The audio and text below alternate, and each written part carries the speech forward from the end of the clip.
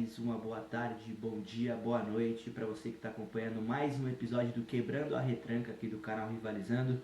O meu nome é Renato Rodrigues e novamente eu não estou sozinho, dessa vez eu estou com o Thiago Maia e também com o Lucas Reis para mais um episódio aqui no nosso canal. Antes da gente começar a falar um pouco sobre a última rodada dos paulistas no Campeonato Brasileiro, já vai deixando seu like, se inscrevendo no canal e ativando qualquer notificação que tiver aqui disponível no YouTube para não perder nenhum conteúdo, seja do Quebrando a Retranca ou de outros vídeos que a gente vai acabar postando aqui no canal, fechou? Ah, e um detalhe, corre lá pro nosso Instagram, que vai estar ficando aqui embaixo, não só o Instagram do canal Rivalizando, mas os nossos Instagrams pessoais, mas dê preferência pro canal Rivalizando lá no Instagram, onde a gente está mais ativo falando sobre os nossos conteúdos, postando diariamente, dando nossas opiniões e fazendo vídeos mais trabalhados. Eu sei que vocês vão gostar demais, fechou? Bom, vamos começar falando sobre a rodada do Campeonato Brasileiro e falando especialmente sobre os paulistas, né? A gente teve Palmeiras e Mirassol 1-1 lá no Allianz Parque, o Corinthians batendo o Ceará na Arena Castelão, inclusive quebrando uma hegemonia, né, da equipe do Ceará, que de alguns jogos sem perder lá na Arena Castelão, e o Corinthians com muitos desfalques.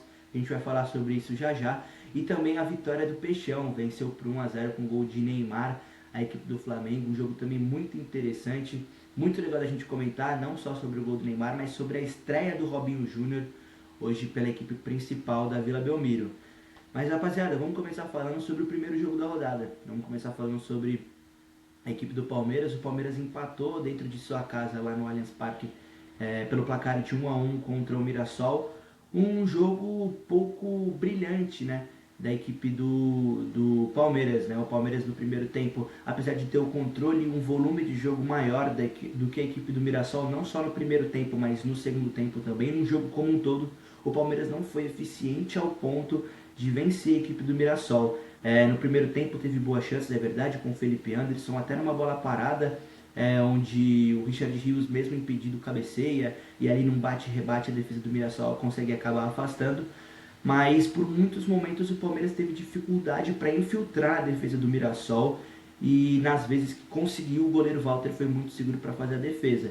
Já no segundo tempo, né, a equipe do Palmeiras volta um pouco diferente, com 9 minutos, o Facundo Torres, uma bela jogada trabalhada entre Richard Rios, um belo passe para dentro da área, e o Veiga, num toque de gênio, dá um passe de letra para trás, deixando o Facundo Torres em totais condições para abrir o placar para a equipe do Palmeiras. Até então o Palmeiras vencendo por 1-0, mas é aí que fica o X da questão. O Palmeiras, em vez de continuar impondo o seu ritmo, empurrar o Mirassol cada vez mais para trás, ainda mais por estar jogando dentro de casa com a sua torcida, não foi isso que aconteceu. A equipe do Mirassol, numa bola parada, sai jogando também com o Danielzinho e o Lucas Ramon.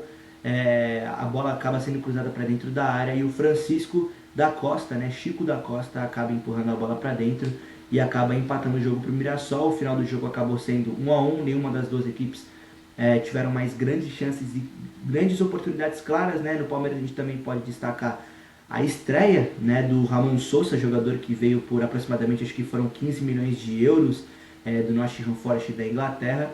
Eu queria que vocês analisassem esse empate da equipe do Palmeiras, começando pelo Lucas.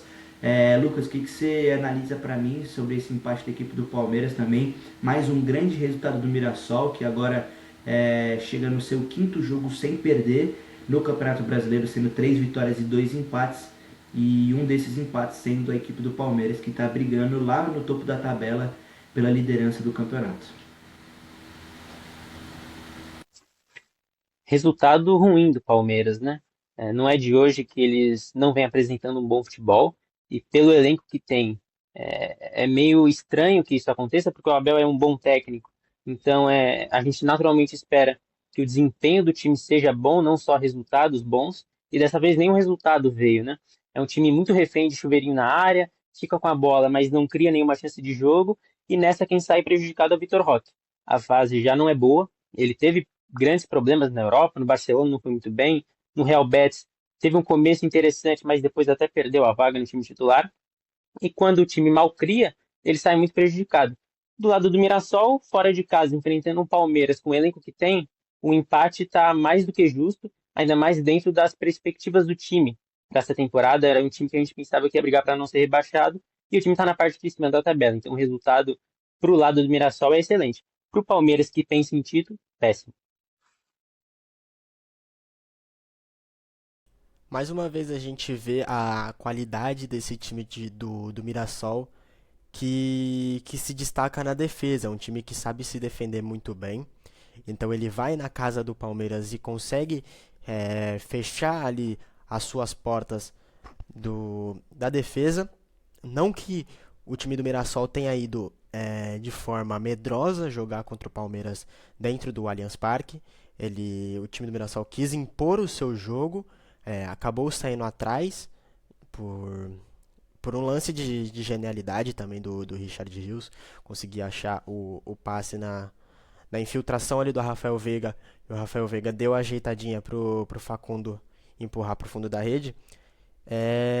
Mas depois de ter tomado o gol do Palmeiras, o time do Mirassol teve a mentalidade de não sentir o gol, de não sentir a torcida do Palmeiras, que obviamente em maior número ia vir junto com o time para empurrar o Mirassol para quem sabe abrir um segundo e conseguir carimbar essa vitória. Muito pelo contrário, o Mirassol conseguiu cadenciar essa desvantagem e numa jogada de bola aérea conseguiu aí o empate e depois voltou a esse modelo de jogar em que ele estava tentando impor o seu jogo, mas o resultado, o empate dentro da casa do Palmeiras já era bom.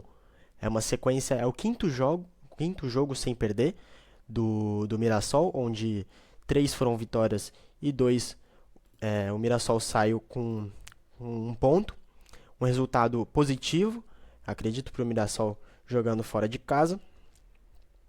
E para o Palmeiras, com certeza, um resultado muito negativo.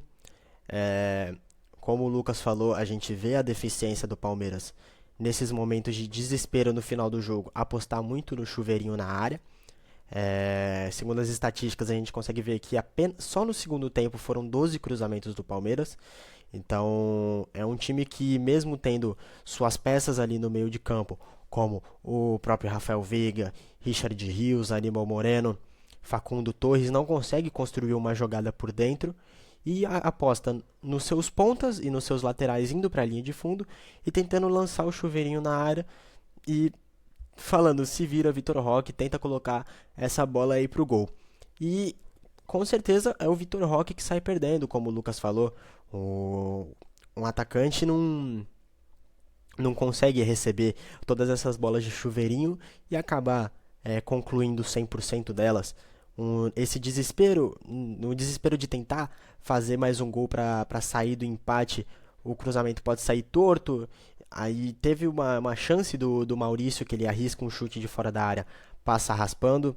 Mas essa deficiência de, na hora do desespero, apostar em chutes de longa distância, apostar em chuveirinho na área, é uma deficiência que a gente não vê só no time do Palmeiras, mas em muitos times do Brasil. E infelizmente acaba sendo uma cultura do futebol brasileiro essa aposta no chuveirinho de algo desesperado, ações inesperadas, sem pensar na hora que o time está precisando do resultado. E vocês dois falaram uma coisa muito interessante que eu queria aprofundar um pouco mais, que é em relação ao Vitor Roque.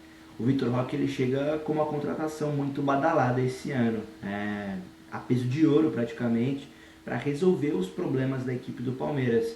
E eu, desde que o Vitor Roque chegou à equipe do Palmeiras, eu tenho notado que algumas adaptações iriam precisar ser feitas para que o Palmeiras se adaptasse ao jogo do Vitor Roque.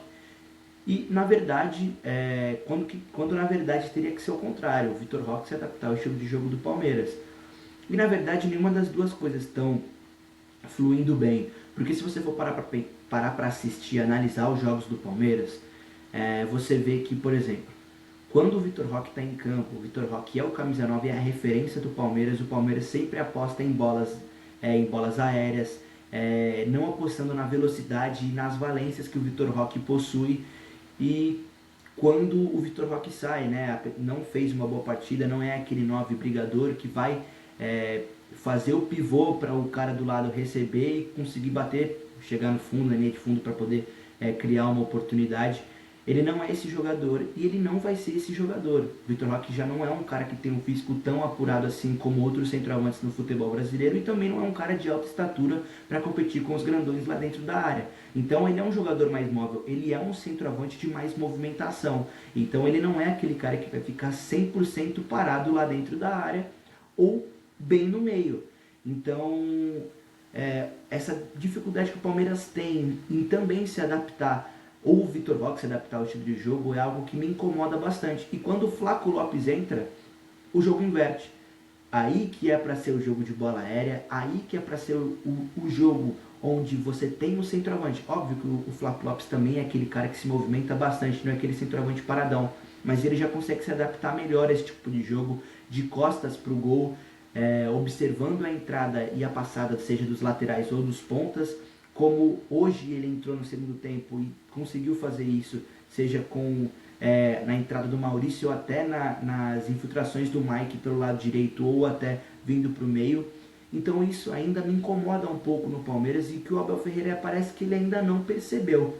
E querendo ou não, isso atrapalha o Vitor Roque, atrapalha a evolução do Vitor Roque, atrapalha o desenvolvimento dele como atleta, porque ele pode ser contratado pelo preço que for e estar no time ajeitado do jeito que for. Ele não vai render por simplesmente ele não conseguir jogar a bola, né, Thiago? Exatamente. O que eu queria ressaltar também é que o Vitor Roque nesse retorno, né, pós-mundial, tanto o Vitor Roque como o time inteiro do Palmeiras, a gente tem que lembrar que eles sofreram uma grande perda que foi o Estevão. A gente já começa a sentir a ausência do Estevão quando vê esse tipo de desespero do time do Palmeiras. É, Agora na janela de transferências o Palmeiras tem que ir atrás de uma peça que, que assuma, tente repor a ausência do Estevão, mas a gente vê que na ausência dele o time perde a habilidade que ele tinha de ser um ponta que vai para cima, que tenta construir a jogada. Não é que o time do Palmeiras não tinha essa deficiência do desespero pro chuveirinho no final do jogo com o Estevão. Mas também o Estevão tinha a característica de partir para cima, de cortar para o meio, às vezes arriscar um chute de esquerda ou cortar para o meio e achar um passe decisivo para colocar o Vitor Roque ou um outro companheiro na cara do gol. Então, essa ausência já começa a assustar o time do Palmeiras e com certeza também o técnico Abel Ferreira. Agora que a janela de transferência está aberta, o Palmeiras tem que ir ao mercado para conseguir uma peça que vai suprir essa ausência do Estevão. E esse problema do Palmeiras em relação à criação de jogadas não é de hoje, né? Não é nem dessa temporada, é do ano passado. O Estevão mascarou muito essa deficiência do Palmeiras no ano passado. Ele gerava muito jogo pela ponta, ele muitas vezes salvava o Palmeiras de um resultado ruim. E nesse ano, no Brasileiro, por exemplo, o Palmeiras sequer ganhou dentro da sua casa, que é para ser a sua fortaleza. O seu ponto forte é um estádio super moderno, é o tapete do Palmeiras, é o estádio onde tem o gramado que o Palmeiras é acostumado a jogar, o apoio da sua torcida, e nem assim o Palmeiras consegue bons resultados dentro de casa. Para um time que quer brigar por o título, a sua casa tem que ser quase 100% de aproveitamento. Tem que ter a maior parte das vitórias, ainda mais contra um time do Mirassol, que tem um orçamento tão inferior em relação ao time do Palmeiras.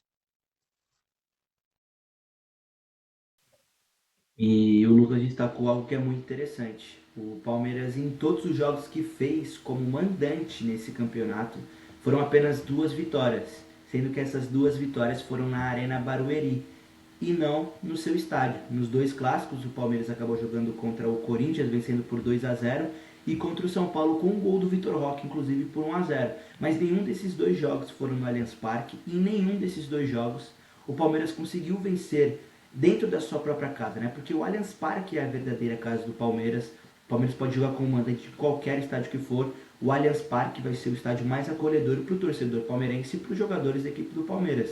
E se você não consegue fazer a sua casa como seu caldeirão, como o seu próprio salão de festas contra os seus times adversários, então tem alguma coisa de errado. E tem alguma coisa de muito errado com o Palmeiras nessa temporada. Já havia sido derrotado anteriormente pelo Flamengo no confronto direto pela liderança do campeonato por 2-0. Já havia perdido para o Bahia por 1-0 também, num jogo decidido no detalhe. A equipe do Bahia vence no final do jogo com o gol do Kaique e agora empata com o Mirassol num jogo onde, em relação à criação, a equipe do Palmeiras fez um jogo muito pobre. Então é um ponto ao técnico Abel Ferreira analisar e melhorar o desempenho para os próximos jogos. Aproveitando aqui que a gente está falando sobre Palmeiras, a gente já falou sobre clássico, bora pular agora para Itaquera, vamos falar sobre o Corinthians, né? O Corinthians que venceu a equipe do Ceará fora de casa com o gol do Thales Magno por 1-0 e voltou a vencer no Campeonato Brasileiro, né? Tinha sido derrotado em casa pela equipe do RB Bragantino no último jogo e recentemente, né, com muitos desfalques inclusive, né, não só defensivos, mas lá no ataque, por exemplo, o Corinthians já não tinha o Memphis, já não tinha o Romero, que já vem sendo um jogador muito criticado pela torcida do Corinthians, mas continua presente nos times titulares pela ausência do Yuri Alberto, que também esteve fora. Então hoje o Corinthians com um trio de ataque com jogadores da linha de frente completamente diferentes, mesmo assim conseguiu vencer a equipe do Ceará fora de casa por 1-0 e vencendo um adversário muito difícil que é o Ceará nesse Campeonato Brasileiro, que vem, como a gente já ressaltou no vídeo passado, vem surpreendendo na competição. Uma vitória surpreendente do time do Corinthians, dentro da casa do Ceará. Como dissemos no começo, o Ceará vinha construindo essa hegemonia dentro de sua casa, também com o auxílio de sua torcida. E o Corinthians não era muito de se esperar para esse jogo, justamente por ter apenas 6 titulares em campo. O Corinthians tem algumas ausências, como o Yuri Alberto, que ainda está em processo de recuperação de sua lesão. E a expectativa, né, a esperança é que ele volte a tempo dos confrontos contra o Palmeiras pela Copa do Brasil no fim do mês. O Memphis Depay tomou um cartão amarelo no último jogo contra o Bragantino. Estava pendurado e ficou suspenso para esse jogo. Além de outras caras que foram também poupadas pelo técnico Dorival Júnior. Acredito que em vista do clássico contra o São Paulo nesse final de semana. O Corinthians foi a campo com apenas 6 titulares. Foi um time bem misto. Deu oportunidade no ataque para o jovem Guinegão, que foi um jogador que demonstrou muita vontade nesse jogo, assim como ele demonstrou muita vontade ao entrar contra o Red Bull Bragantino na última partida. Porém, ele parece, na minha visão, ele parece meio ansioso. Parece que essa entrega está sendo misturada com a ansiedade de mostrar resultado, talvez de se mostrar útil para o técnico Dorival Júnior no time profissional do Corinthians. Mas também contou com boas atuações de Rodrigo Garro.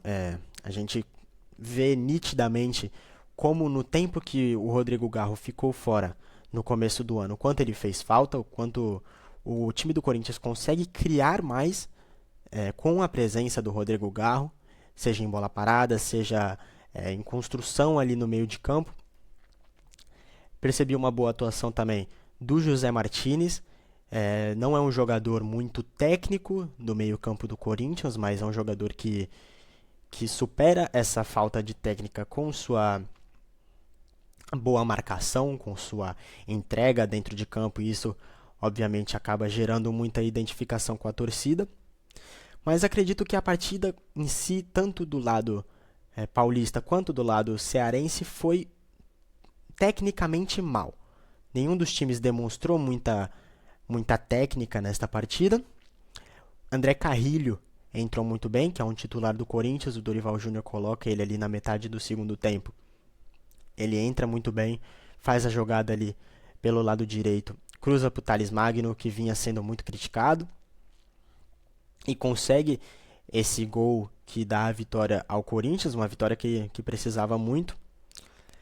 E agora o Corinthians vai ao Morumbi neste final de semana, para enfrentar o São Paulo. Eu acredito que o time do Corinthians tem que aproveitar esse momento do São Paulo de troca de treinador, que o São Paulo ocupa ali as últimas posições do Campeonato Brasileiro, para ver se consegue uma vitória lá dentro do Morumbi, para, além de ajudar na pontuação no Campeonato Brasileiro, também levantar a moral do elenco com sua torcida. Na última partida contra o Red Bull Bragantino, após o apito final, a torcida protestou contra o time, então a torcida demonstra essa insatisfação com a falta de resultados positivos do time de Itaquera. Então uma vitória contra o São Paulo, sendo um clássico dentro do Morumbi, seria de extrema importância para aumentar também essa moral do time do Corinthians.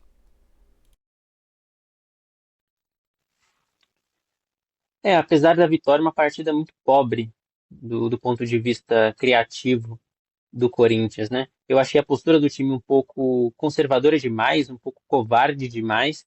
O Breno Bidon nesse jogo, o Dorival já disse isso mais de uma vez, que ele pensa o Breno Bidon como um meia, e nessa partida o Breno Bidon entrou mais avançado entre as linhas e acho que ele ficou muito preso.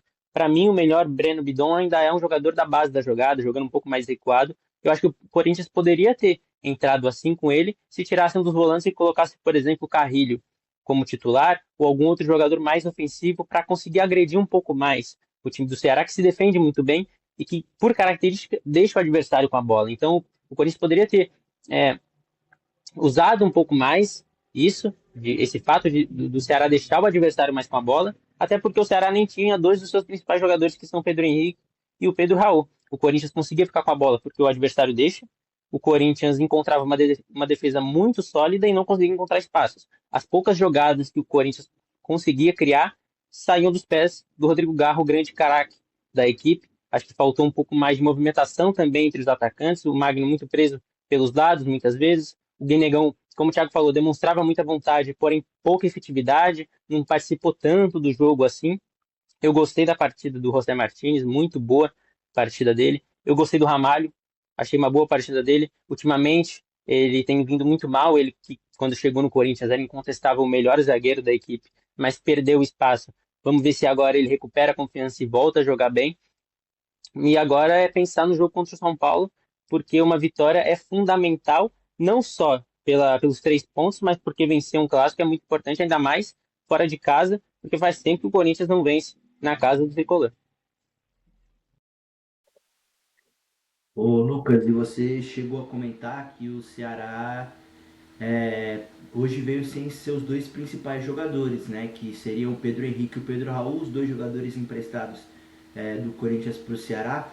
Então, naturalmente, você perde com a perda da sua base, dos seus dois jogadores principais, as características de jogo do Ceará, não totalmente, mas algumas coisas iriam mudar, como por exemplo, a equipe do Ceará hoje já não jogou como um 9 como referência. O Ailon não é esse jogador, nunca foi esse jogador e hoje ele teve que suprir uma ausência muito diferente. Ele foi um cara com características diferentes.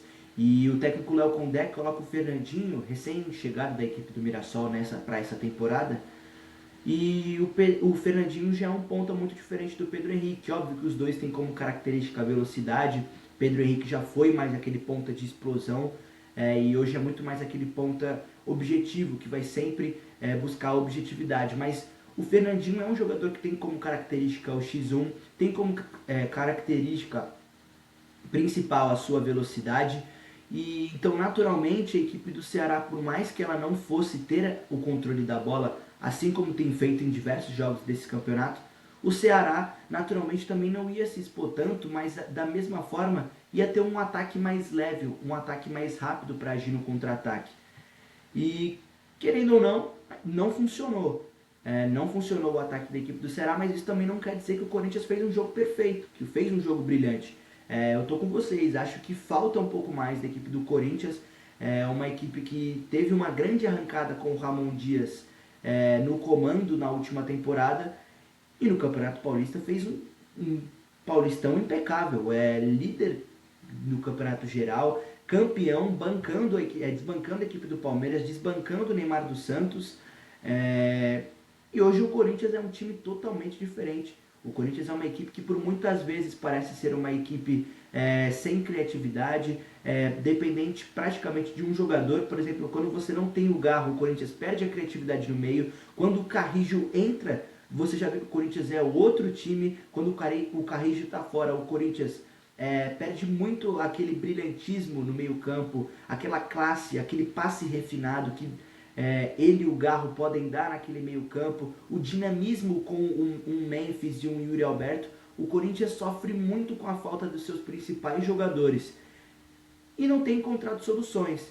Eu não acho que o Thales Magno seja a solução, eu não acho que o Guinegão ainda esteja preparado para ser a solução e a resolução dos problemas que o Corinthians precisa com as ausências de Memphis e também o Yuri Alberto. E quando o Romero está à disposição, o Romero também não é mais essa opção, não é mais esse jogador que vai te entregar um resultado, uma vitória, aqueles 3 pontos suados com 1-0 com o gol do Romero, um golaço, uma jogadaça. Ele não é mais esse jogador. Então eu queria saber de você, e um pouco mais do Thiago também depois, mas qual é a solução dos problemas do Corinthians? Porque tá difícil, a situação tá complicada, e por mais que tenha sido uma vitória muito importante, no meu ver, não empolga o torcedor de forma alguma essa vitória fora de casa. Não empolga e muito pelo contrário, preocupa, né? Porque nessa partida mesmo, o gol da vitória sai depois de uma jogada individual do Carrilho, que entrou no segundo tempo, e sai também por conta de uma falha da defesa ali do Ceará naquele lance. A bola sobra para o Thales Magno, ele se embanana ali, mas consegue fazer o gol. Realmente é um time muito pobre, é um time de pouca movimentação, é um time que nesse jogo eu senti que insistiu muito pelo lado esquerdo. O Mateuzinho ficava espetado lá pela ponta e era pouco acionado. Poderia ser um caminho para o Corinthians oferecer mais perigo. E como eu falei, enfrentando um time que deixa o adversário com a bola, como o Ceará, dá para você entrar com um pouquinho mais de coragem, dá para colocar jogadores mais ofensivos, não precisa entrar com o Raniel e o José Martínez. O Martínez até fez uma boa partida, porém o Raniel muito abaixo e oferece pouco com a bola no pé. O Ramalho fez uma boa partida, também ele pode ser esse jogador que começa a jogada, porque ele tem boa saída de bola, mas também dava para ter colocado o Carrilho como titular, ou algum outro jogador mais ofensivo, para dar mais opção para o Corinthians no ataque. Então, a vitória, obviamente, é o mais importante, até porque o Corinthians não está numa situação tranquila no campeonato, estava na parte de baixo da tabela, agora com a vitória sobe algumas posições, porém tem que abrir o olho porque o Campeonato Brasileiro é muito traiçoeiro e está tudo ainda muito embolado no começo, porque ainda não estamos nem na metade do campeonato, então naturalmente os times estão muito próximos, então o Corinthians tem que abrir o olho porque se bobear vai estar perto da zona novamente. Essa vitória eu acredito que é um curativo, né, para vitória, para derrota contra o Red Bull Bragantino na última partida, que foi uma derrota doída. Eu acredito que a última partida não foi muito ruim do Corinthians. O Corinthians tentou brigar contra o Bragantino, que é um time que está disputando a liderança do campeonato. Acabou tendo a polêmica ali com a arbitragem diante do pênalti que foi marcado para a equipe do Bragantino no primeiro tempo. Mas não é isso que decidiu o jogo. O Corinthians poderia ter sido melhor, mas tomar um gol no último lance do jogo acabou sendo muito doído para o corintiano. E essa vitória meio que serve como um curativo, não empolga, não coloca o torcedor do Corinthians para festejar e achar que coisas melhores virão. Falando um pouco sobre o ataque, eu acredito que a peça que o Corinthians sente mais falta quando está sem é o Yuri Alberto, porque o Corinthians não tem uma reposição para o Yuri Alberto. O Memphis Depay não é um 9 como o Yuri Alberto é.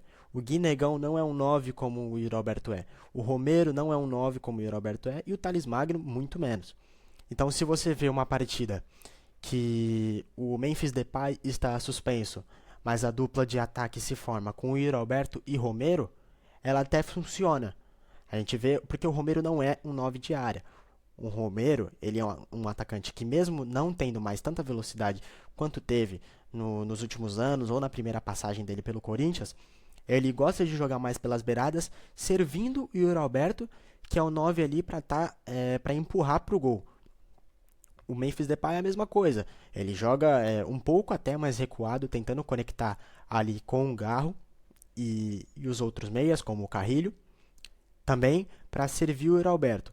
Então, quando o Yuri Alberto sai desse time, seja por suspensão, seja por lesão, o Corinthians sente muito essa carência, porque acaba não tendo uma referência ali no ataque para conseguir efetivar as jogadas, os lances claros em gol. Porque o Yuri Alberto tem a característica da movimentação, de fazer o facão entre os zagueiros. Eu acho que é a característica mais forte que o Yuri Alberto tem no seu arsenal. E a qualidade de passe que tem o Garro, que tem o próprio Memphis Depay, o Carrilho, consegue ampliar essa habilidade dele, consegue potencializar. Um passe refinado que os meias do Corinthians têm, juntamente com a habilidade boa de movimentação do Yuri Alberto, é que acaba gerando grande parte dos gols do Corinthians. Então, quando ele está fora, é que o Corinthians sente muito essa carência. Bom, o outro time que venceu nessa rodada de Brasileirão dos paulistas, além do Corinthians, foi o Santos. O Santos derrotou o Flamengo na Vila Belmiro pelo placar mínimo de 1-0, assim como o Corinthians também venceu o Ceará. E com o gol do menino Ney, Neymar voltou a marcar pelo Brasileirão, o primeiro gol dele nesse Campeonato Brasileiro, e foi logo numa partida duríssima contra a equipe do Flamengo. E a gente já sabia antes mesmo do começo do jogo, antes do juiz apitar, que o Flamengo era amplamente favorito para essa partida. Eu acho que em qualquer universo onde fosse acontecer esse jogo, o Flamengo era amplamente e muito mais favorito do que o Santos para jogar a partida de hoje na Vila Belmiro, só que com uma grande diferença entre as duas equipes. Por exemplo, fazendo uma linha de tempo curta e bem rápida, o Flamengo, na volta do Campeonato Brasileiro, enfrenta o São Paulo no Maracanã. E o São Paulo com uma postura exatamente a mesma que a do Santos. Deixar a bola com o Flamengo e se apropriar dos contra-ataques. A grande questão foi que o São Paulo se preocupou muito na defesa e não no ataque. O São Paulo não atacou o Flamengo e o Flamengo se sentiu totalmente livre para poder continuar empurrando o São Paulo cada vez mais para trás.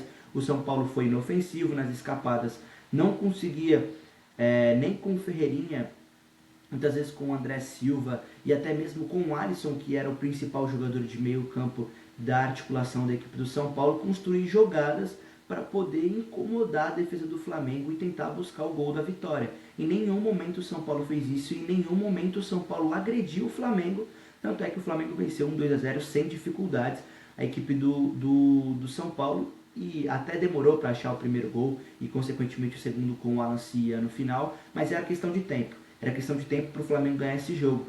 E no jogo de hoje na Vila Belmiro foi muito diferente, porque o Santos foi um time muito corajoso. O Santos foi um time que, inclusive, com um minuto de jogo, teve a primeira oportunidade com o Barreal numa saída de jogo muito rápida do Santos pelo lado esquerdo, inclusive um lado esquerdo muito bom e muito forte hoje do Santos, com o Guilherme e o Souza. O Guilherme, apesar de ter feito uma partida muito abaixo, o Souza, para mim, foi o melhor do jogo de forma indiscutível. E na primeira descida da equipe do Santos já encontra o Barreal, que de cabeça colocou a bola para fora. O Santos deixou a bola com o Flamengo, mas ao mesmo tempo o Santos foi agressivo. O David Washington teve oportunidades, o Neymar teve oportunidades. E no segundo tempo, apesar do Flamengo ter mais volume, ter mais a posse de bola e encurralar o Santos no seu campo defensivo, numa escapada com o Guilherme pelo lado esquerdo, o Neymar, com seu toque de gênio, conseguiu limpar a defesa do Flamengo, deixando acho que 2 defensores no chão, e acabou colocando a bola para o fundo da rede e levando essa vitória por 1-0, também marcada pela estreia do Robinho Júnior, que é um jogador que empolga a torcida santista, hoje com poucos toques na bola, numa condição adversa, é verdade, mas ainda tem muito tempo para amadurecer, ainda tem muito tempo para se apropriar fisicamente e poder dar muito mais alegrias ao torcedor santista. Queria que você falasse um pouquinho sobre essa partida, Thiago. É um gol com a cara do Neymar, né? Um gol assinado com a assinatura do próprio Neymar. A escapada do Guilherme vai pela esquerda, o Neymar, que hoje em dia já não é mais esse cara, porque se a gente visse o Neymar da primeira passagem pelo Santos, era para ele estar ali no lugar do Guilherme, para ele estar escapando ali pelo lado esquerdo e jogando a bola para o meio. Mas a gente vê um novo Neymar, que é o Neymar que joga por dentro, o Neymar que estava ali na área, recebeu a bola ali do Guilherme, deixou com sua calma, né, com sua maestria, os jogadores do Flamengo no chão, conseguiu colocar a bola para o fundo da rede. Foi uma partida sólida, acredito, da defesa do Santos, uma defesa que desde o Campeonato Paulista, no começo do ano, vinha dando muito problema, principalmente nas laterais, onde a gente via uma disputa ali entre Escobar, entre Léo Godoy, que um jogador muito criticado aí no começo do ano do Santos, mas parece que se encontrou. O lateral esquerdo Souza jogou muito bem, Escobar do outro lado também fez uma boa atuação, junto também com os zagueiros Luan Pérez e Basso e o incontestável guarda-redes do Santos, Gabriel Brazão, que surgiu depois da lesão do João Paulo e está aí completamente seguro nessa posição debaixo das traves da equipe santista. No meio, acredito que o Zé Rafael também fez uma boa partida. Um jogador que a gente sabe da qualidade dele desde os tempos de Bahia, desde os tempos de Palmeiras, onde conquistou a América e desfilava o seu bom futebol. Chega no Santos e consegue melhorar essa posição que era carente também no time do Santos, onde tinha um Pituca que não conseguia mais fazer essa função que o Zé Rafael está suprindo. Então, essas contratações do Santos, essas novas caras chegando na equipe santista, dá um novo ar para o Santos e conseguir essa vitória contra o Flamengo, que era dado como favorito por qualquer pessoa, é para animar o torcedor santista e para aliviar um pouco, já que o Santos, com essa vitória, sobe algumas posições, já não está mais ali na boca da zona de rebaixamento, agora se encontra na 13ª posição, com 14 pontos, está uma posição abaixo ali da zona de classificação para a Copa Sul-Americana do ano que vem. O torcedor santista ele se anima com essa ideia de conseguir se classificar para uma competição continental depois de não conseguir sequer jogar a Copa do Brasil, depois de disputar uma segunda divisão pela primeira vez na sua história. Então acho que essa vitória para o Santos tem que animar sim o torcedor santista em relação ao elenco, mas especialmente em relação ao Neymar. Depois dessa renovação de contrato, onde ele fica até o final desse ano, a gente vê essa volta dele aos gramados, depois também de mais uma lesão, onde ele estava em estado de recuperação da lesão muscular pós-LCA que ele teve. Então, ver esse bom desempenho dele da partida assinado com um gol também é para animar a torcida do Santos. Vitória surpreendente, pelo menos da minha parte, essa do Santos. Eu não esperava uma vitória do Santos. O time já tinha mostrado melhoras no comando do Kleber Xavier, porém o Flamengo é um time muito mais experiente, muito mais entrosado, e o trabalho do Felipe Luiz é mais longevo, então acho que naturalmente o Flamengo era o favorito. E por parte do Flamengo, eu acho que o time sentiu muita falta do Gerson, né? Apesar do Arrascaeta ser o camisa 10 do time, a equipe joga muito mais no ritmo do Gerson do que do Arrascaeta. Ele é um jogador que dita o ritmo, que organiza as ações da equipe, que ataca o espaço, que pisa na área, que tem a finalização de fora da área. Então, naturalmente, o time sente a falta dele. Ele que não vai voltar, saiu para o Zenit e saiu de maneira muito conturbada com a torcida. Então, o Flamengo precisa ir no mercado para achar alguém com as características dele, porque só com o Jorginho e seja o Pulgar do outro lado, ou o Alan, como foi hoje, acho que o Flamengo vai sentir muita falta de um jogador para criar mais jogadas, para oferecer mais perigo para o adversário do que quando era com o Gerson, em relação ao jogo de hoje e como era antes com camisa 8.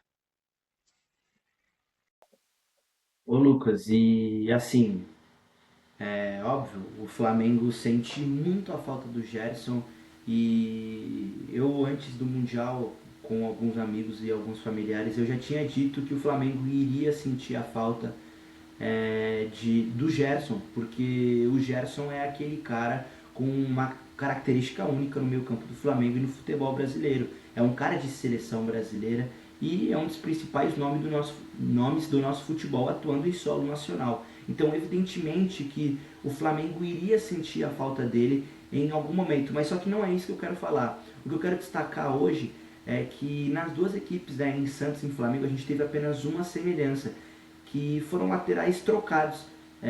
Se no Flamengo a gente tinha dois laterais direitos atuando tanto na direita quanto na esquerda, no Santos a gente teve dois laterais esquerdos atuando na esquerda e um na direita. No Santos, o Souza, o Escobar, e o Flamengo, o Varela e o Wesley. Mas de quem eu quero falar hoje é do menino Souza.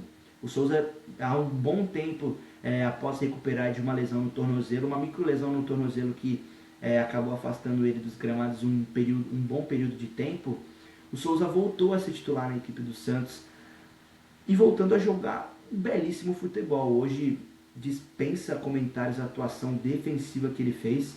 É um lateral que sobe muito, mas é um lateral que ele te dá segurança e consistência na defesa. E hoje, novamente, ele consegue fazer um jogo espetacular. Se nas investidas do Wesley pelo lado direito e do Plata era uma arma secreta para a equipe do Flamengo, hoje não foi, porque o Souza estava do lado esquerdo do Santos. O Souza já é um jogador de seleção de base do Brasil. E para mim hoje, né, apesar do Neymar ter feito o gol, para mim foi o principal nome da partida, anulando completamente qualquer investida do Flamengo pelo lado direito. Então eu queria que você falasse um pouco sobre se você tem algum conhecimento do Souza, ou sobre também o que faltou para o Flamengo conseguir fazer boas chegadas pelo lado direito, como costuma fazer e como sempre costumou a fazer com o Wesley e com o Plata por aquele lado. Uma partida muito boa do Souza mesmo, não é de hoje que ele vem conquistando o espaço dele nesse time do Santos, é um excelente jogador e parece que resolveu o problema da lateral esquerda no Santos. Mas não só ele nesse time do Santos, quando está sem a bola. O Zé Rafael também fez uma ótima partida. Ele era muitas vezes a cobertura do Souza, quando o time estava sem a bola e quando o Flamengo atacava pelo seu lado direito. Então, e já no lado direito do Santos, era o Barreal ali fazendo a cobertura do Escobar. Então, além do Souza, eu gostei muito da partida do Zé Rafael. O Rincon também, parece que o Santos encontrou a solução para a sua dupla de volantes. Antes com o Schmidt e com o Pituca, o time parecia pouco intenso sem a bola, não conseguia ocupar tantos espaços, não conseguia proteger a entrada da área. E o Zé Rafael não. O Zé Rafael é um jogador de pegada, é um jogador que pressiona sem a bola, é um jogador que tem boa técnica. Então, além do Souza, acho que se não fosse o Zé Rafael, a partida do Souza não teria sido tão boa. O Santos não conseguiria ter protegido tão bem o seu lado esquerdo se não fosse a partida ali do Zé Rafael apoiando o Souza em muitos momentos, principalmente quando o Flamengo atacava ali com Wesley, com Plata, com a Rascaeta caindo por aquele lado, é um time muito móvel, né? Então, não só o Souza, mas muito boa partida também do Zé Rafael.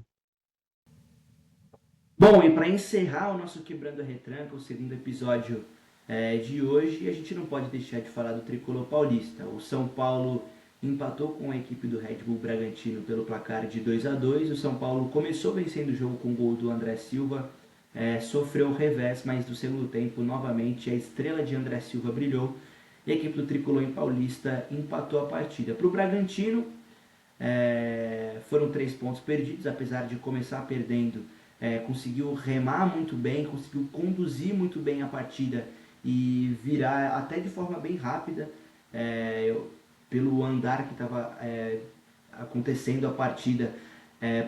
Na verdade, já parecia que o Bragantino ia conseguir esse revés contra a equipe do São Paulo, porém não demorou tanto também para o André Silva empatar o jogo e jogar um balde de água fria na equipe do Bragantino, que com a vitória parcial sobre o São Paulo estava assumindo a liderança do Campeonato Brasileiro e aproveitando até que o Flamengo havia sido derrotado mais cedo pela equipe do Santos. Agora o Bragantino encosta com 27 pontos e empata com Cruzeiro e Flamengo e continua na terceira posição, enquanto o São Paulo, com essa derrota, com esse empate, consegue se dar uma aliviada, conquista 13 pontos e com o empate permanece ali na 16ª colocação. Se tivesse perdido, iria entrar na zona de rebaixamento, já que o Vitória empatou com o Botafogo em 0-0 e também conquistou um ponto.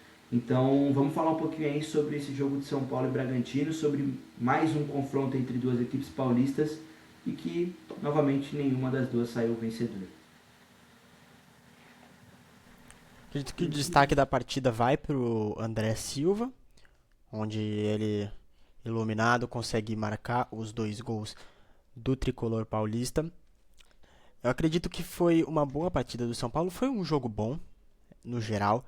A gente consegue ver nas estatísticas que foi um jogo com 2 ataques que tentaram muito. Os 2 times tiveram uma grande quantidade de finalizações e uma quantidade bastante parecida também nas finalizações para o gol. Posse de bola também bem equiparada para os 2 times, então em geral foi uma partida boa e disputada. Mas ao meu ver é um jogo que o Bragantino deixa escapar essa chance de assumir a liderança. O Bragantino dá a sorte de ter esse tropeço do Flamengo, onde a gente esperava que o Flamengo iria pelo menos empatar ou até vencer o Santos na Vila Belmiro, e deixa escapar essa oportunidade de assumir a ponta do Campeonato Brasileiro, ficando alguns pontos na frente da equipe rubro-negra, também da equipe do Cruzeiro, a depender do resultado do jogo do Cruzeiro nesta rodada. Porém, foi um bom jogo do São Paulo, mas acredito que foi mais demérito do Bragantino de deixar essa chance escapar do que uma atuação de gala da equipe paulista.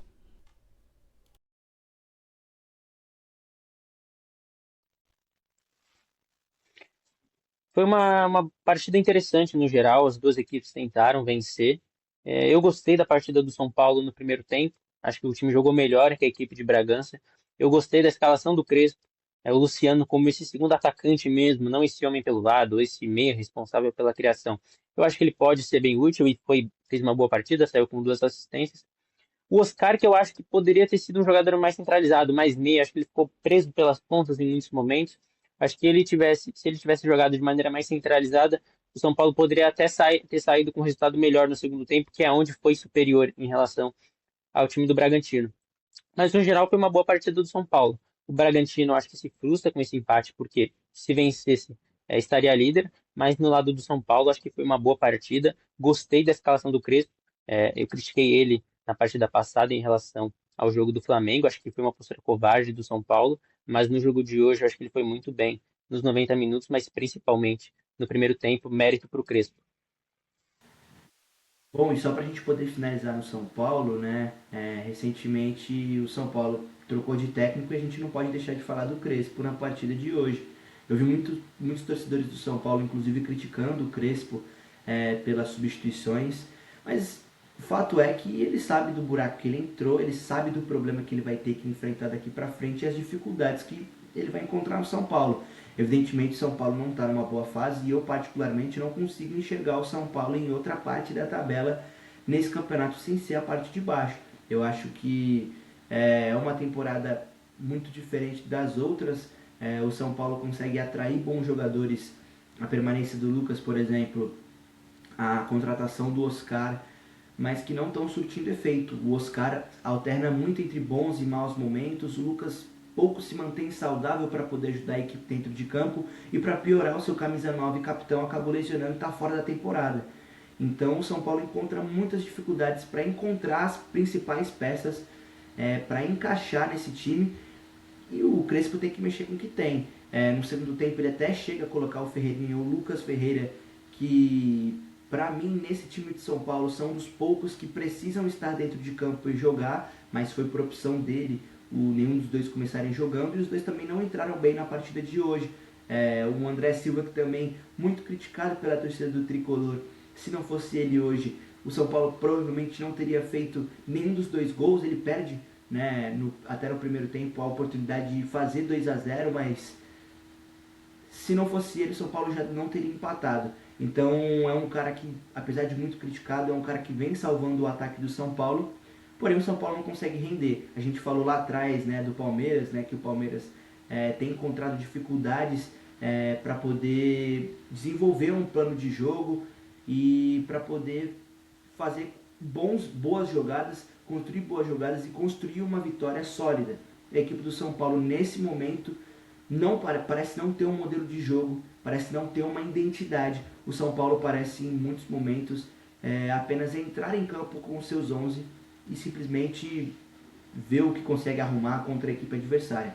Então é um problema que o Hernan Crespo vai ter que resolver, dar uma identidade ao São Paulo.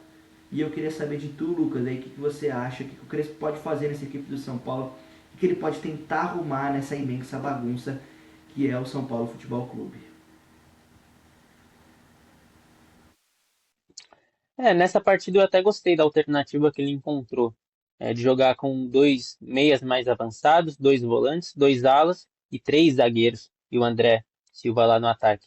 Eu acho que com todo mundo saudável nesse time do São Paulo, eu acho que essa é a formação ideal. No caso, Lucas e Oscar como os meias mais avançados, Marcos Antônio e Wesley e Alisson, ou Marcos Antônio e Pablo Maia, ou Pablo Maia e Alisson, e o André Silva ou Caleri lá na frente. Então eu gostei da escalação. Acho que essa pode ser uma saída para o São Paulo. Com o Zubeldia, na maior parte do trabalho dele, a defesa foi um ponto positivo. Então, acho que o Crespo tem a função de manter essa característica de uma boa defesa, apesar de no final do trabalho do Zubeldia a defesa ter sido muito vazada, mas na maior parte do trabalho foi um ponto positivo. Então, acho que o Crespo tem que tentar manter a boa defesa que o São Paulo teve nos últimos tempos e tem que resolver o problema no ataque. O Caleri, nos últimos jogos, nas últimas 2 temporadas principalmente, vem muito abaixo. Talvez o André Silva seja esse cara para resolver o problema, mas na parte ofensiva eu acho que vai funcionar muito o São Paulo jogar com dois meias mais avançados, dois alas para explorar a lateral e um centroavante lá na frente pode ser o Caleri ou o André Silva. Eu acho que o acerto do Crespo também que ele faz, comparado ao trabalho do Zubeldia, é a volta do Luciano à sua posição de origem, onde a gente viu ele brilhar ali até na primeira passagem do Crespo, onde o São Paulo conquista o título paulista, onde o Luciano ele é aquele segundo atacante que não necessariamente seja o cara que vai marcar os gols da equipe do São Paulo, mas que ele tenha ali ao lado dele um centroavante matador, que no caso é o Caleri, e servindo ele. Aí ele consegue voltar o Luciano, como já é uma cara conhecida, né, da primeira passagem. Volta o Luciano para sua posição de origem, vê essa melhora. Eu acredito que hoje mesmo foi um bom jogo do Luciano ao lado do André Silva. Também a gente sabe da qualidade que tem esse meio-campo de armação do São Paulo com o Lucas e o Oscar. Basta manter essa qualidade defensiva que o Zubeldia conseguiu impor nessa equipe. Agora o São Paulo enfrenta o Corinthians, né, como já falado mais cedo, neste final de semana. E é a mesma coisa, é um clássico, tudo pode acontecer. Qualquer uma das equipes pode ganhar essa partida. São duas equipes que enfrentam momentos difíceis no Campeonato Brasileiro, principalmente o São Paulo, por estar nesse momento de troca de técnico e por ocupar posições abaixo da do Corinthians. Mas clássico é clássico, tudo pode acontecer e a equipe do São Paulo tem que se preparar bem para esse jogo contra o Corinthians, assim como o Corinthians também tem que se preparar bem para esse jogo contra o Tricolor. E tenho certeza que vai ser um grande e majestoso no Morumbi.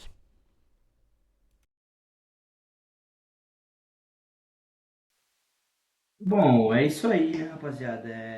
Finalizando, né, o programa.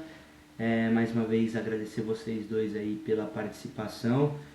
Para quem está assistindo aí, não esquecer de deixar o like, se inscrever aqui no nosso canal e ativar as notificações para não perder nenhum conteúdo que o canal Rivalizando postar. Antes da gente encerrar, vamos passar só os calendários, né, as próximas partidas das equipes paulistas.